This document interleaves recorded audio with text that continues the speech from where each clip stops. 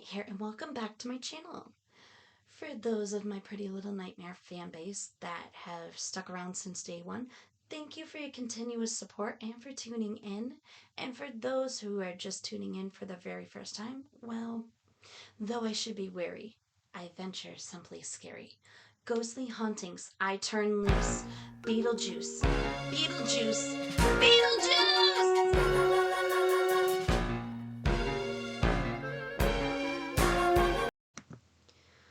So if that intro did nothing for you nostalgic vibe-wise, or didn't take you down memory lane in any way, shape, or form, then you are not a fan of Beetlejuice or Tim Burton, and I'm questioning why you're still listening to my podcast, because I'm horribly offended now. I'm just kidding. So, Beetlejuice 2. You have been seeing Beetlejuice 2, much like Hocus Pocus 2, circulating on social media for many years, at least a minimum of 10, if I get my time frames correctly. Whereas many fans have been debating whether we need a sequel for these movies or not, and fan-made posters as well as satire-based articles from no-name reporters, let's say, for example, mumbojumbo.com, I'm making that up as you know, um, reporting that these movies are coming out and they never came to fruition. So, yes, it's getting our hopes up and then dashing them.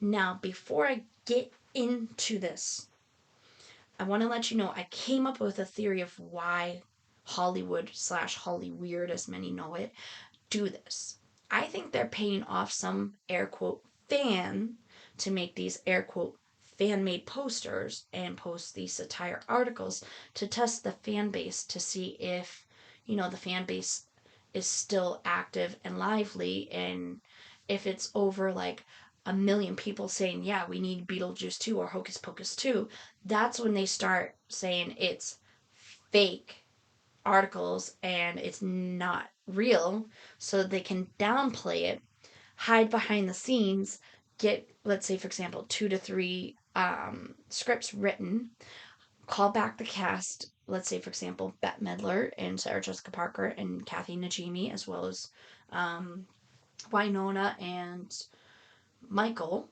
to say, hey, do you want to reprise your titular characters or your iconic roles for these movies? And once they say yes, but I can't film for a while, they'd be like, okay, don't worry about it, we're not filming for a bit. And then they get them signed on and hyped up, and then they give them the, okay, now you can slowly talk about it, don't reveal anything, here's the scripts, look it over, see if it's something you want to do. And then they start filming, and that's when they start dropping more hints that it's coming out and all that stuff. I mean, if you think about that logically, it is the most cynical but genius idea for a marketing ploy to see if a movie is going to be successful. And it actually really is genius. Now, granted, Beetlejuice 2 is not a sequel we wanted.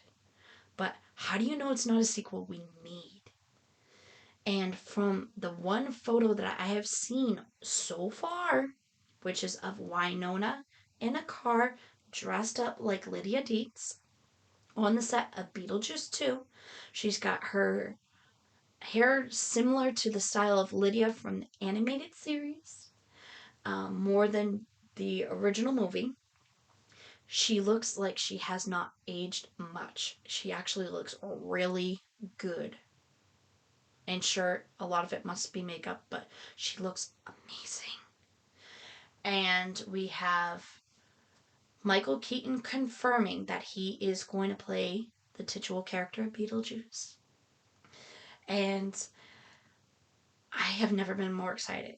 Please, if you have sensitivity with headphones to screaming, pause this or turn down your headphones. I'm sorry in advance. Yes! It's showtime! Beetlejuice 2 is coming. I have never been more excited. Okay. So, that being said, we already have Lydia and Beetlejuice confirmed. Now, there has been talk that Gina Davis, and if I remember correctly, it's been quite a few years since I've seen Beetlejuice. I'm definitely going to hop on that ASAP.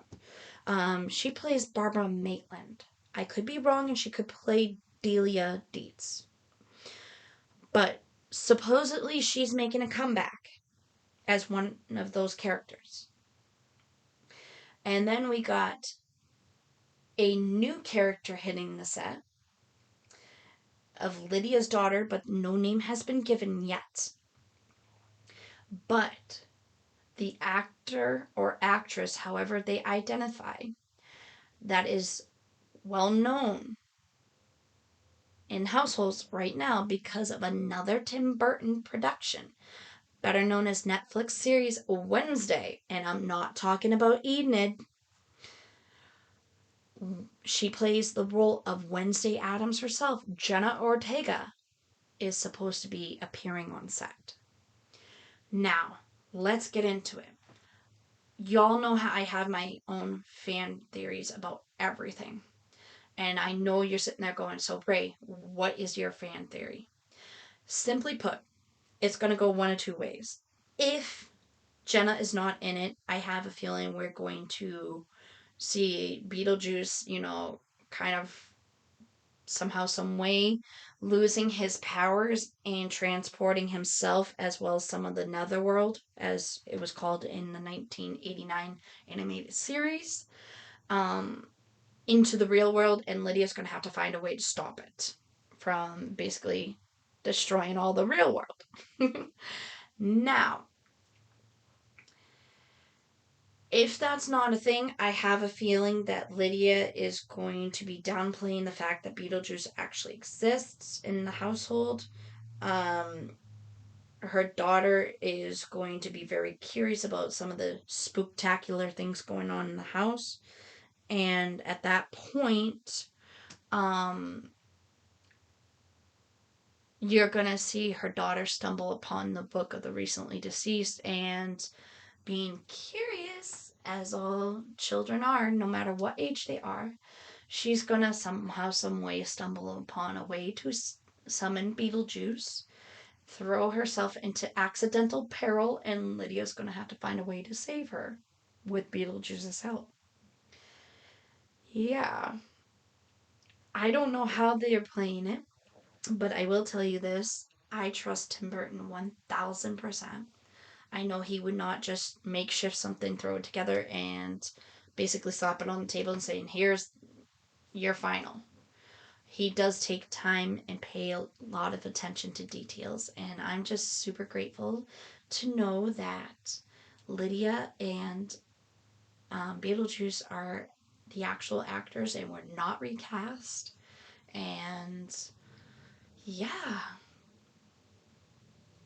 it is also quite possible that we may get a flashback series to after that past movie where Lydia was, let's say, closer to being an adult and Jenna Ortega is playing her in a flashback scene. And she's being labeled as, her daughter right now, air quotes daughter. So that way it doesn't give away too much. But I would really, truly love to see some more action from the Netherworld. Like in the 1989 animated series being incorporated into this movie without overdoing the CGI and making it look cheesy and really crappy, but without going super into it for special effects so that it ruins the movie. Because obviously CGI is pretty popular right now, and if it's done right, it's believable. But if it's not, it kind of does disassociate that illusion that you're trying to give that it's two worlds combined into one, or it's believable special effects and all that stuff. So, yeah. So I would love to hear back from my fans on what you think Beetlejuice 2 is going to consist of. Do you think it's possible Lydia herself wound up in the Netherworld? Or what do you think's going to go on? I would love to hear it.